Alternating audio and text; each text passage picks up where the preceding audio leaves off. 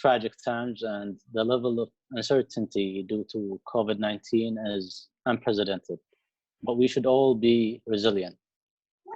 And speaking of resilience, Najib Mahfoud says, fear does not prevent death, it prevents life. So I would urge every and each one of us to exempt from the state of fear and move on to the state of enjoying every moment of our lives. We are all here to learn something. Learning and joy are proportionally related. The more the amount of fun we have, the more is our ability to learn. As Ralph Smedley, the founder of Toastmasters, says, we learn best in moments of joy or enjoyment. Today, we, led by Division Q Director Toastmasters Turk Al Harith, are trying to provide you with a joyful learning experience. Today's presenter is one of the past Division J directors. He's a member of 6 Toastmasters clubs, and I'm trying to be like him, but I'm only a member of 3 Toastmasters clubs. He has a rich Toastmasters experience. He is fond of observing natural habitats, such as watching squirrels jumping on trees, snakes crawling on the ground, and birds flying and whispering in the sky. One of the most important traits that our presenter today cares about is transparency. I had the honor to witness one of our presenter's marvelous speeches.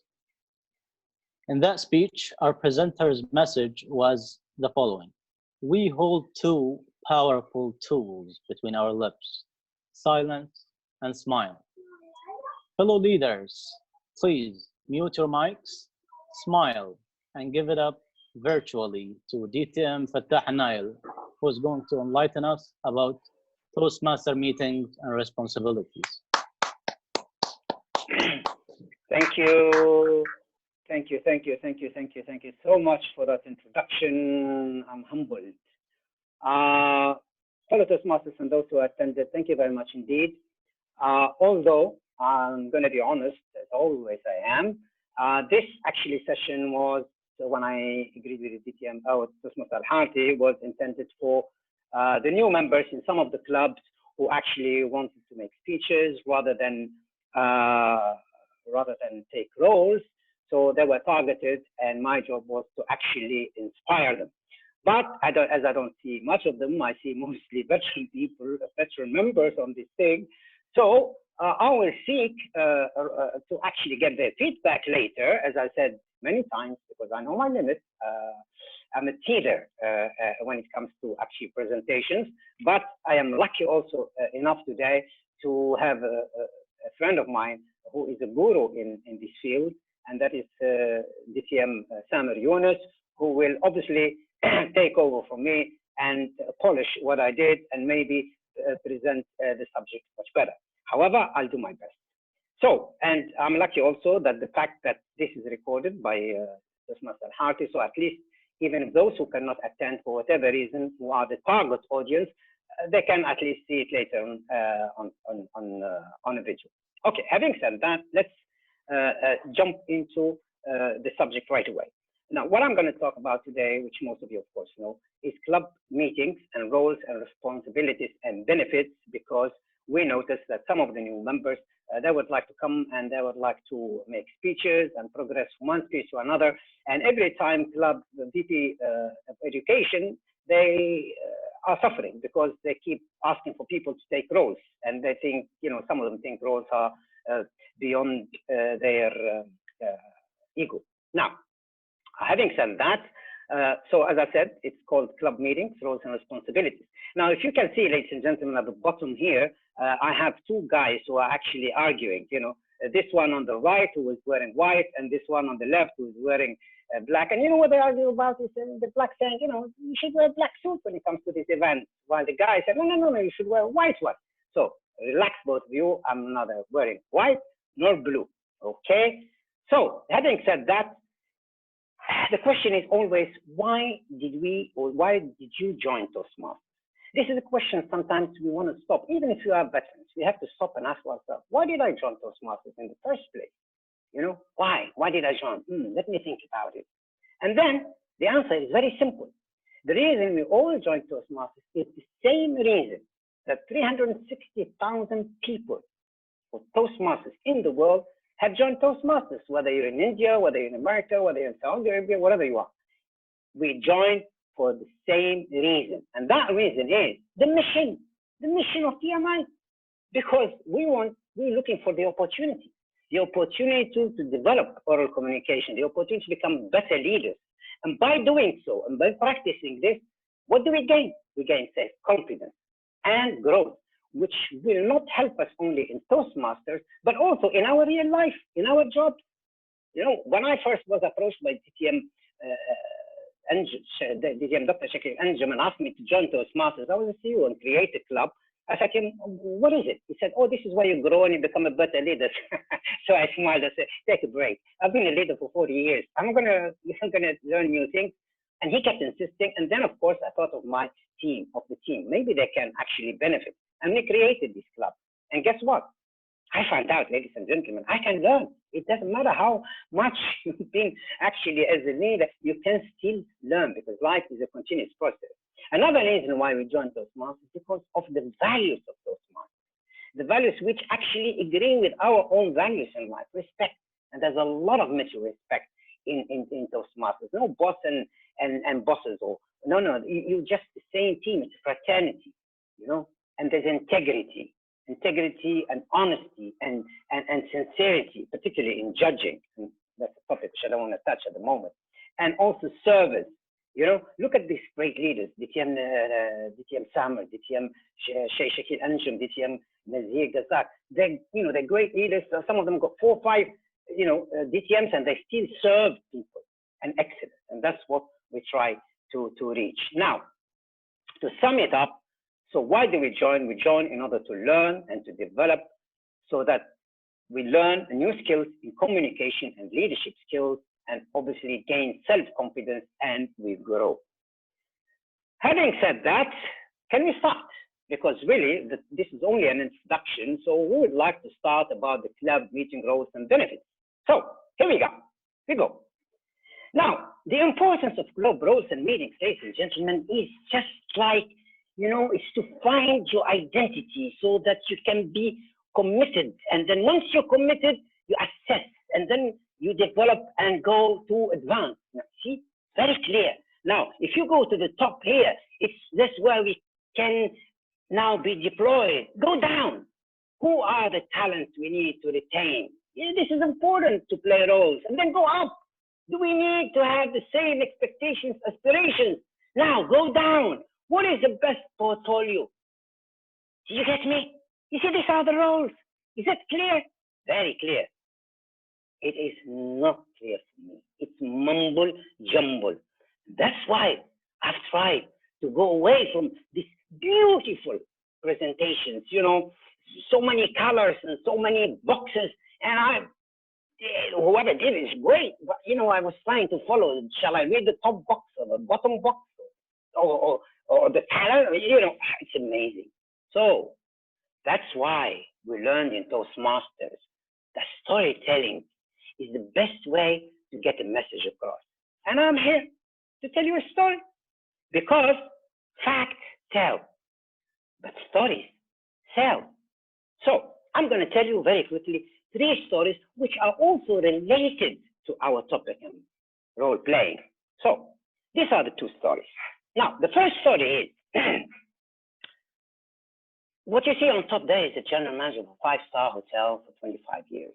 But was he parachuted down there? Of course not. Now, I remember in 1973, when I wanted to study hotel management, after studying law, and I didn't like it because I thought lawyers are great liars, So I changed course and I went to the UK to study hotel management. And I was in university. They had a system whereby in the first 6 months, academic studies, and in the next 5 months, they send you to a 5-star hotel to practice. So I was lucky. I went to nice 5-star hotels, Rolls Royce, posh people. And then the general manager welcomed me, and he had the schedule in my room. He said, okay, in the first 3 weeks, you're going to be in the kitchen as a cook, and then housekeeping, and then finance, etc. And in the last 3 weeks, you come to my office to be trained as a general manager. I thought, wow, great. So the following morning, I wake up with my crisp chef uniform. By the way, you see the hair coming out because those days I used to look different. So I go to the kitchen and I see two chefs, one Spanish, one English, busy, etc. I knock at the door, I say, good morning. I am Peter Niall. I am the new trainee manager here, and I came to learn cooking. They looked at me and they're gone back busy. So I said, excuse me, I came here. Can I start? So one of them came and said, yeah, of course you can start. He took me by my hand and he took me to this back room where there's a lot of dirty pots. He said, you can start here, wash pots. I said, excuse me, I think you're wrong. I'm a trainee manager, not a pot washer. So you know what his answer said? He said, you can fly off. So I got mad. I went to the general manager. I said, look, I think the guy is, he said, I'm sorry, he's the boss there. Either you do what you like. If you don't like it, you can go back to university and I will write to them. I went back to my room, huffing and puffing. I'm not happy. I slept and I realized if I miss this opportunity, then I will lose.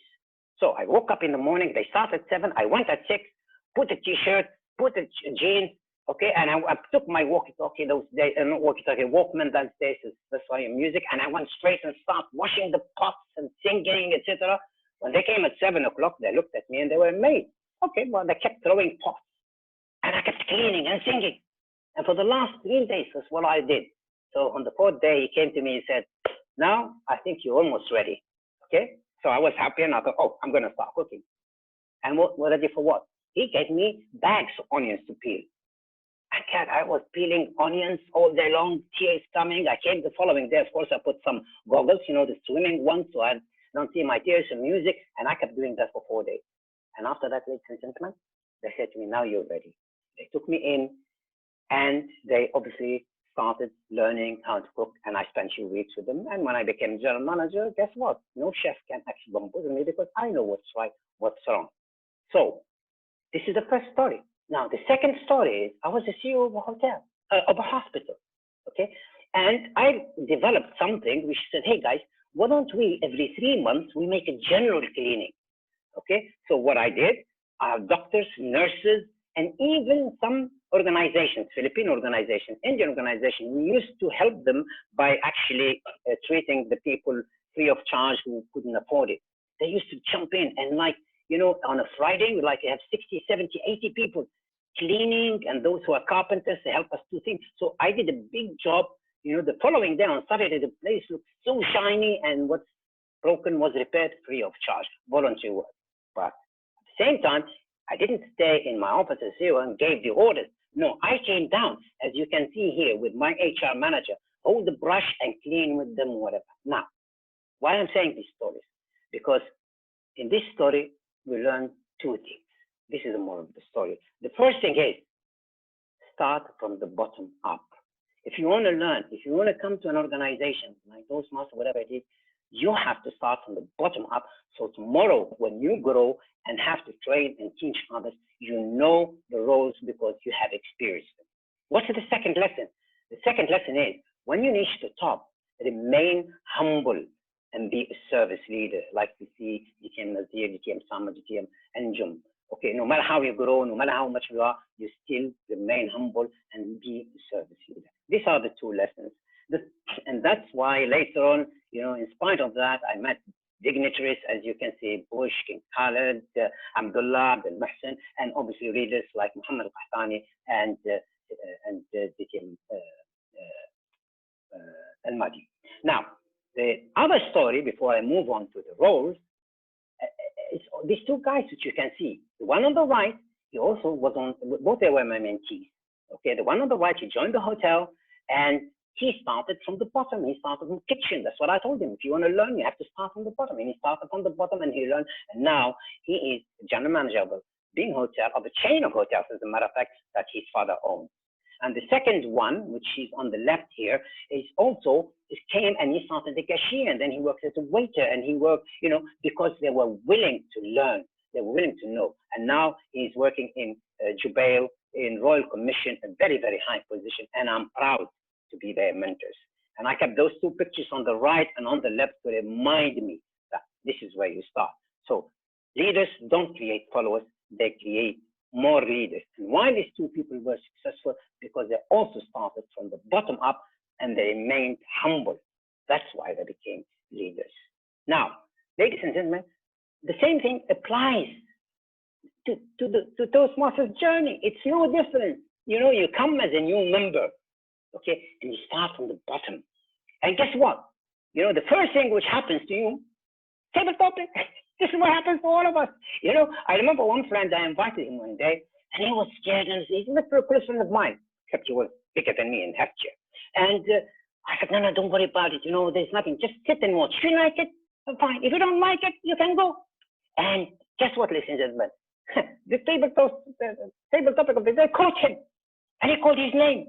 My God, I could feel the ground shaking from under his feet. And he gave me this look like he wanted to kill me, but he went with a smile on his face. It's not a true smile. And he got a question, and he mumbled and jumbled, and he answered it somehow, and he came back to his seat, and he actually pinched me, and he hit me.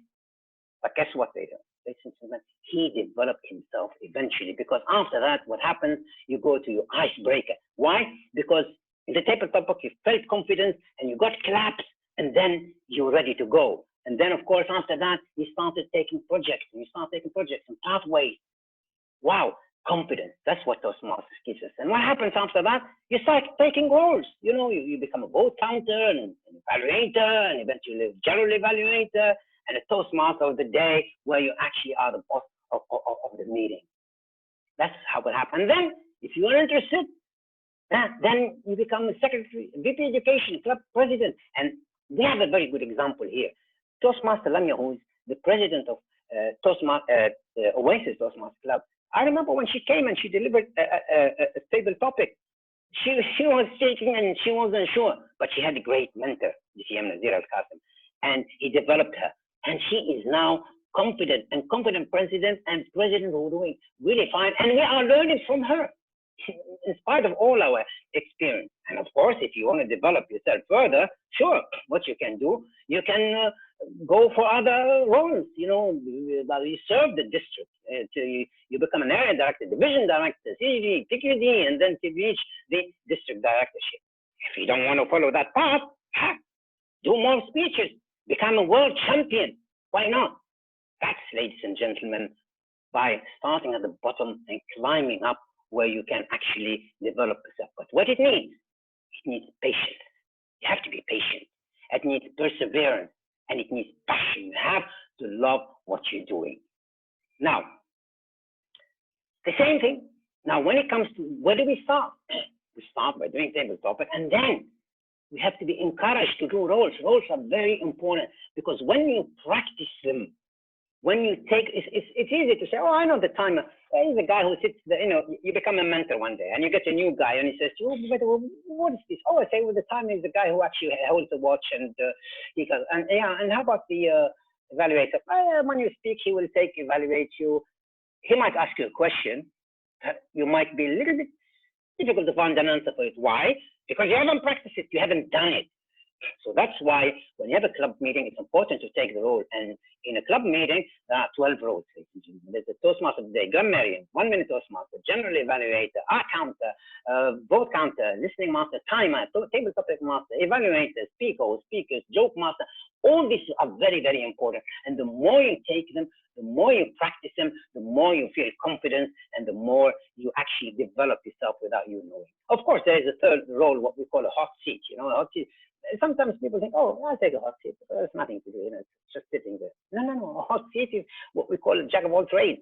You know, somebody doesn't come and you jump into his role. You have to. And I appreciate a lot DTM Nazir Qasim in our meeting. He always takes a hot seat. You know, the moment there's somebody there, he's ready to serve. It doesn't matter whether it's vote counter, general evaluator, or Toastmaster of the day. Now, what are the responsibilities and role of each one? First of all, the Toastmaster of the day. You know, he's the boss. He's the captain of the ship. And his role is to conduct meeting, and I will go this through this very quickly because obviously we all know the roles. Okay, is to conduct a meeting in an effective, energetic, timely, professional manner. Okay, and his main responsibilities are to give instruction, to set the tone for the meeting by saying the theme of the day and talking about it. Also, to explain the structure of a typical meeting, particularly for the benefit of new guests, new members, and also to give a short introduction for each main speaker and link between the various sections, which is the speaking, the table topic, and eventually the evaluation. And last, we need to prepare the agenda, amend necessary, and coordinate with all role players and conduct the meeting efficiently. And here I give an advice, particularly to VP Education. Some of the clubs suffer because people are late in coming in. Don't do that. Don't wait for it. You know, in a meeting, when the meeting is over, use the last 5 minutes to say, right, next agenda, next meeting, you know, and start taking the names there and then because they will commit. If you wait and you start making messages like I see in some clubs, you know, you fill your agenda on the same day in the morning. Why? Do it there and then. Now, the same, he has a team which helps him, which we all know what the grammarian rule is, to introduce a new word member, to comment on the use of English during meeting, and to provide examples of grammar. There is another advice here, okay? Become the word of the day. Some of them select words which, trust me, we will never use in our life. No need to complicate life. Just have a new word. And another advice, you know, people will use it in a meeting. 5 times, 6 times. Sometimes I use it even not in the appropriate place and they get count. I don't count that. Use the word. I'll tell you how you use the word. Take that word, learn it. It's a new word. Okay? Use it every single day in your life. Put it there. Make sentences. Make it in conversation. It will stick there. But to write it down and come and use it only for like few minutes in there so that you can say, oh, use it 7 times. Oh, clap. And then guess what? Come later, he will forget it. That one day I made a charge of 60 or 70 words and I gave it to the club and said, please remember these words. And then after that, you've got the 1 minute Toastmaster. He's the guy who summarizes a huge subject in 1 minute. And then there's an art. And my advice to them, please do not go over 1 minute. Just try to limit yourself. I mean, time management is important. By the way, I do that. I sometimes go off. The timer is to remind, record, and report time each speaker when they are delivering speech. Now, people say, timer. No, it's important. Trust me, in contest, in a district, in whatever it is, the timer is important. 1 second can make the difference. So that's how it teaches you how to focus and to be alert and to be just, because 1 minute can get somebody either out of the contest, or 1 second, or 1 second can get somebody to the world championship and becomes the world. So timer's role is very, very crucial and very important. The vote counter is the guy who totally counts the votes. You know, usually that's a task which they give to people new because all you have to do, get the papers and write down, write down names and say, okay, number 1, number 2. No. First of all, you're the first one to know who's the winner. Okay, well, everybody doesn't know. This is number 1. And number 2, honesty. It teaches you honesty. You know, assume, you know, it was one of your friends and there's one, but if you just give him one and put him there, who knows? Nobody. Teaches you honesty, integrity, and transparency. Now, the next one is the R counter, who is the one who ohs and ums and whatever it is during the meeting. I used to be one of the worst ones. You know, when I used to give speeches, ahs and ums, I don't pay attention to it.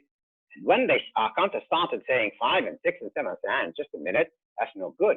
So I started being conscious of my ahs and ums by doing, of course, practice my speeches.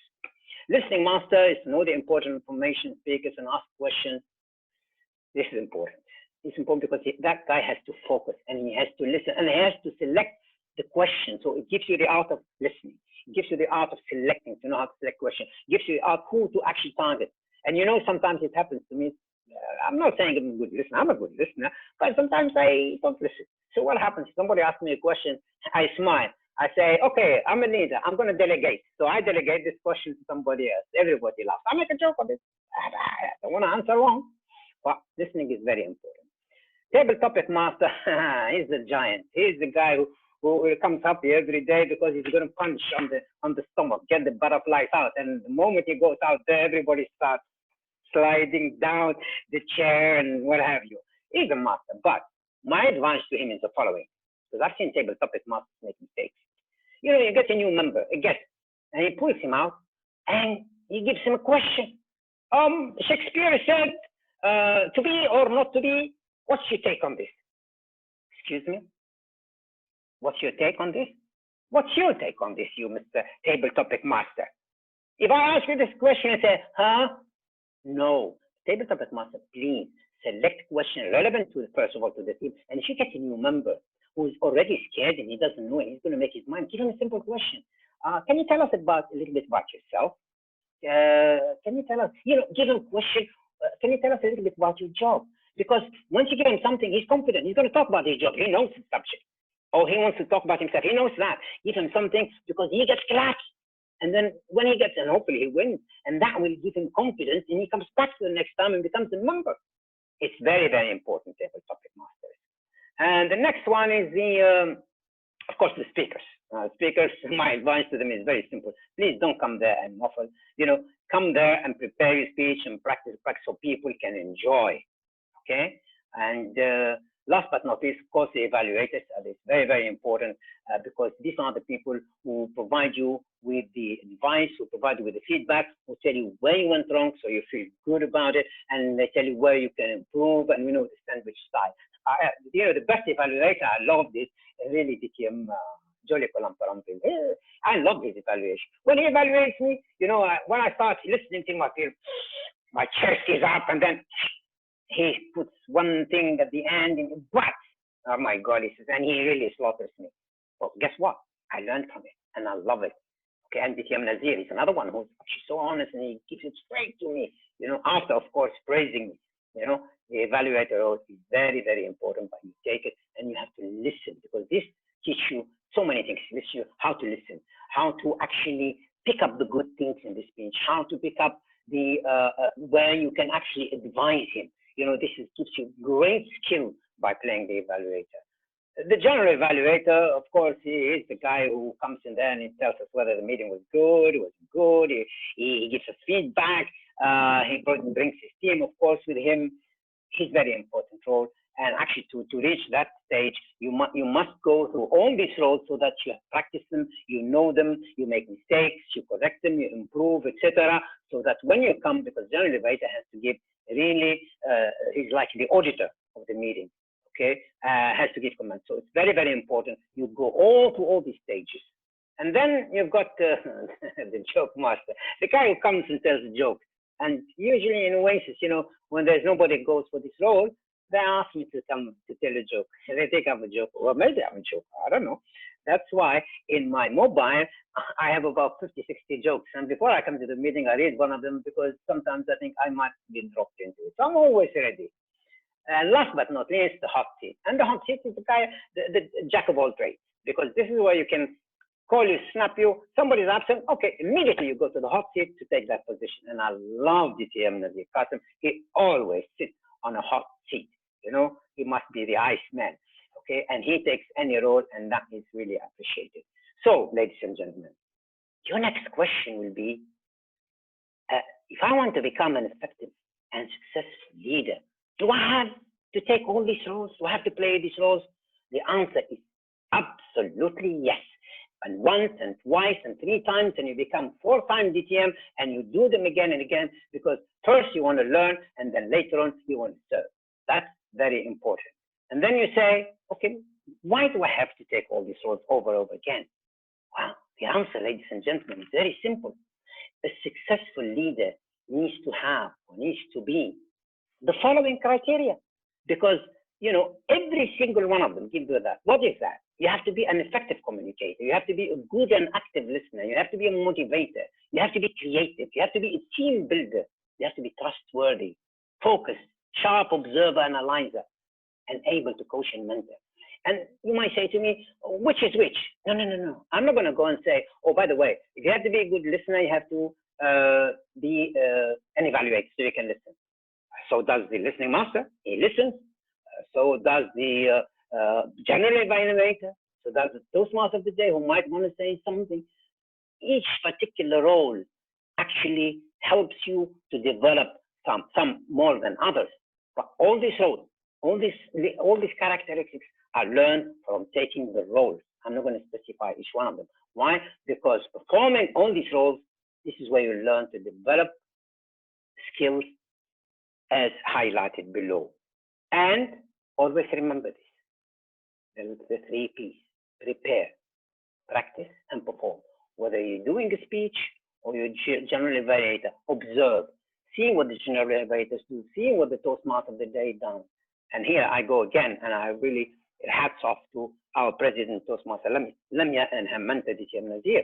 She came there, she observed, she saw, and she had the courage to go through all these roles and until she became president, perfect president, almost perfect president. And also I appreciate great leaders like DTM and DTM Nazir, who also, in spite of that, they still take roles, okay, because they think they still can learn, because life is a learning process. Now, to conclude, I would like to leave you with the following, what I call golden gems. You know, this is where are important to remember these quotes, to remember these things, which I always have them with me so that I don't forget. The first one: don't let your ego stand in the way of your growth. You know, don't think because I became now a senior member and a junior one, so I'm in a YLP club, you know, youth leader, so I don't want to. No. Please, that's your ego hurting me. Ego is always blocking growth, stumble in our growth. You can take any role, anytime, no matter how big you are, and no matter how developed you are. Two, wisdom is to know that you know nothing. This is wisdom. You know, don't think that you know it all. So always learn. It doesn't matter how you grow. The third thing is striving for success without hard work is like trying to harvest where you haven't planted. Okay, if you want to become what do you call it, president of a club, or you move up the ladder, well, what have you done? Have you done speeches? Have you taken roles? Have you been TMOD several times? You know, to reach that level, you have to learn. You know, when I was a general manager of Nigeria, I did a cook, I did a housekeeping, clean toilets, clean bathrooms. I did a lot of these minor jobs, because when I became a general manager, when I make my rounds, I know what's right and I know what's wrong. Why? Not because I've read it in the books, because I actually have practiced it in my life. And that's why it's very important that you do practice roles, so that when you grow, you know. The fourth one, success is normally found in a pile of mistakes. Now, usually when we come, you know, it's always the fear of public, fear of making mistakes. Brother, you can make as many mistakes as you like, it doesn't matter. You know, because the person, you think, well, what might they think of me? No, don't worry about it. They make mistakes too, okay? Because making mistakes is really how you grow. The most important thing is, when you make a mistake, learn from it and don't repeat it. You might make a new mistake and another mistake. And because success or growth is actually built on those mistakes, because we learn from them and learn from other people's mistakes too. Last but not least, learn, educate, and learn. That's what we are doing in Toastmasters. We learn skills, we learn new skills, and then we become mentors and we educate our mentees. We not educate them, but we guide them. And trust me, when we guide mentees, I think I have about 6 or 7, and DTM has the same number, DTM has the same number.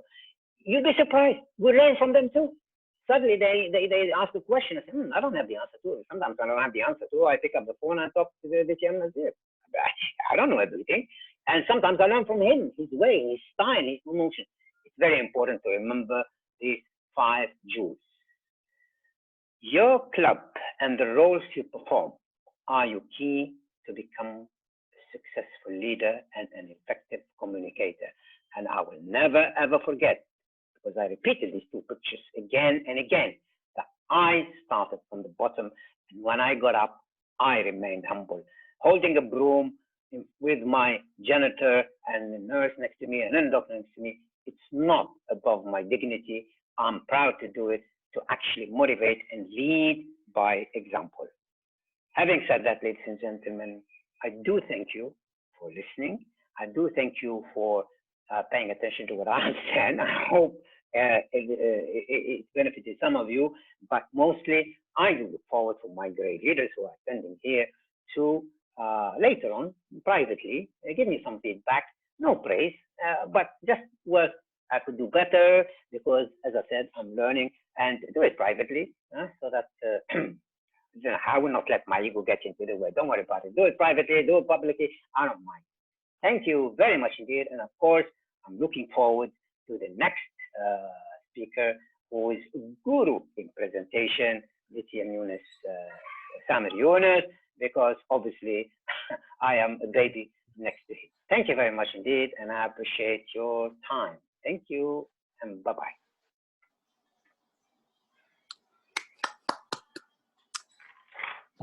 Thank you very much, DT and Fattah, for this insightful educational session. Now I'd like to give the control to Division Q Director, Toastmaster Turk Al Harith, if he has any comments to add.